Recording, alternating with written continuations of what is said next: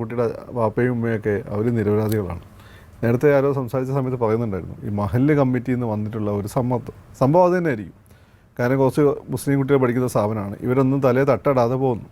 അന്നപ്പോൾ ഇങ്ങനെ സുലൈമാനി പിടിച്ച് വേറെ പണിയൊന്നും ഇല്ലായിരിക്കും നമ്മളെ ചില ആളുകളുണ്ടല്ലോ, അവർ നോക്കുമ്പോൾ ഗാസയിൽ നമ്മൾ പീഡിപ്പിക്കപ്പെടുന്നു, മുസ്ലിം രാജ്യമായ സിറിയയിൽ നമ്മളൊരു വിഭാഗം പീഡിപ്പിക്കപ്പെടുന്നു. അങ്ങനെ നമ്മൾ മൊത്തം അങ്ങനെ മോഡിയാണെങ്കിൽ നമ്മൾ ഓരോരുത്തരെ എങ്ങനെ പീഡിപ്പിക്കാമെന്ന് ആലോചിക്കുന്നു.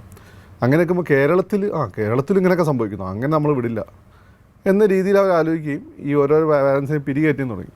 അപ്പോൾ എൻ്റെ അസംഷനാണ് ഈ കമ്മ്യൂണിറ്റിയിലെ കാര്യങ്ങൾ ഏതാണ്ട് എങ്ങനെ പ്രവർത്തിക്കുന്നത് ധാരണ ഉള്ളതുകൊണ്ട് അങ്ങനെ പിരികയറ്റാൻ തുടങ്ങിയ സമയത്ത് ആദ്യം ഈ പല പാരൻസും വീണില്ല. ഈ ആ മനുഷ്യ അവസാനം ഇതിൽ വല്ല ശരിയുണ്ടെന്ന് വിചാരിച്ചിട്ട് ഇദ്ദേഹം ആക്ട് ചെയ്തതാണ്.